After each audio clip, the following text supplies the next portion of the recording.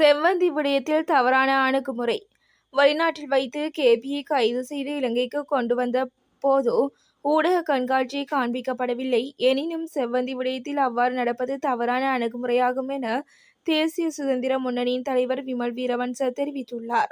ஊடகங்களிடம் கருத்து வெளியிடும் போதே அவர் இதனை கூறியுள்ளார்.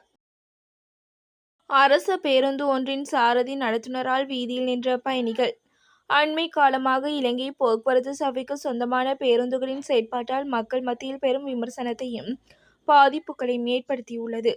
அதன் தொடர்ச்சியாக நேற்று முன்தினம் 19 ஞாயிற்றுக்கிழமை இரவு 10:30 மணியளவில் கொழும்பு புறக்கோட்டை பேருந்து தரிப்பிடத்திலிருந்து யாழ்ப்பாணம் நோக்கி சென்ற இலங்கை போக்குவரத்து சபைக்கு சொந்தமான பேருந்து ஆசனம் முன்பதிவு செய்த பொதுமக்களை நடுவீதியில் நிற்க வைத்து சென்றதாக குற்றம் சுமத்தப்பட்டுள்ளது. சிஐடியில் முன்னிலையான பியூமி ஹன்சமாடி. தென்னிலங்கை நடிகையான பியூமி ஹன்சமாடி குற்றவியல் விசாரணைகளின் பிரிவில் இன்று முறைப்பாடு ஒன்றை பதிவு செய்துள்ளார். குற்றவியல் விசாரணைகள் பிரிவிலிருந்து நீண்ட நேரத்தின் பின்னர் வெளியே வந்த பியூமி ஊடகங்களிடம் கருத்து வெளியிட்டுள்ளார். அதன்படி குற்றவியல் விசாரணை பிரிவில் தனது தனிப்பட்ட பிரச்சினை தொடர்பில் முறைப்பாடு ஒன்றை பதிவு செய்துள்ளதாகவும் பியூமி ஹன்சமாடி சுட்டிக்காட்டியுள்ளார். நாடுளாவிய ரீதியில் 30,000த்திற்கும் மேற்பட்ட ஆசிரியர் வெற்றிடங்கள்.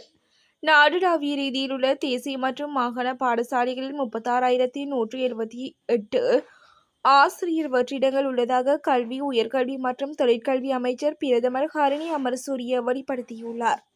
இன்று நாடாளுமன்றத்தில் உரையாற்றும் போதே அவர் இதனை கூறினார். யாழில் 29 பேர் அதிரடியாக கைது. யாழ்ப்பாணத்தில் கடந்த ஒரு வாரகால பகுதியில் 29 பேர் யாழ்ப்பாண காவல்துறையினரால் கைது செய்யப்பட்டுள்ளதாக தகவல் வெளியாகியுள்ளது.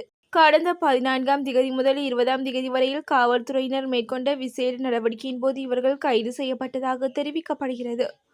அத்துடன் 45 போத்தல் கசிப்பு காய்ச்சுவதற்கு பயன்படுத்தப்பட்ட உபகரணங்கள், 90 லிட்டர் கோடா சாராயம் மற்றும் போதைப் பொருட்கள் என்பவற்றை உடைமையில் வைத்திருந்த குற்றச்சாட்டுகளின் கீழ் அவர்கள் கைது செய்யப்பட்டுள்ளனர்.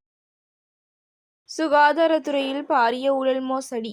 சுகாதாரத்துறையில் நடைபெற்ற பாரிய ஊழல் மோசடிகள் தொடர்பிலான தகவல்களை தற்போதைய சுகாதார அதிகாரிகள் வழங்க நடவடிக்கை எடுக்கவில்லை என குற்றப்புலனாய்வு திணைக்களத்தின் முறைப்பாடு செய்யப்பட்டுள்ளது. இந்த விவகாரம் குறித்து உடனடியாக விசாரணைகள் நடத்துமாறு ஐக்கிய மக்கள் சக்தியின் ஊழல் எதிர்ப்பு படையின் துணைத் தலைவர் டாக்டர் சமல் சஞ்சீவ குற்றப்புலனாய்வுத்துறையின் இயக்குனர் ஷானி அபேசேகரவிடம் கோரிக்கை விடுத்துள்ளார். மட்டக்களப்பில் இடம்பெற்ற வாகன விபத்தில் முதியவர் பலி. மட்டக்களப்பு கல்முனை பிரதான வீதியில் களுத்தாவளை பொது நூலகத்திற்கு முன்னால் இடம்பெற்ற விபத்தில் முதியவர் ஒருவர் உயிரிழந்துள்ளார். குறித்த சம்பவம் இன்று இடம்பெற்றுள்ளதாக களுவாஞ்சிக்குடி காவல்துறையினர் கூறியுள்ளனர். குறித்த முதியவர் வீதியை குறுக்கீடு செய்த வேளை கல்முனை பக்கமிருந்து மட்டக்களப்பு நோக்கி பயணித்த லோரி ஒன்றின் மீது மோதியதாலேயே இவ்விபத்து சம்பவித்துள்ளதாக தெரிவிக்கப்படுகிறது.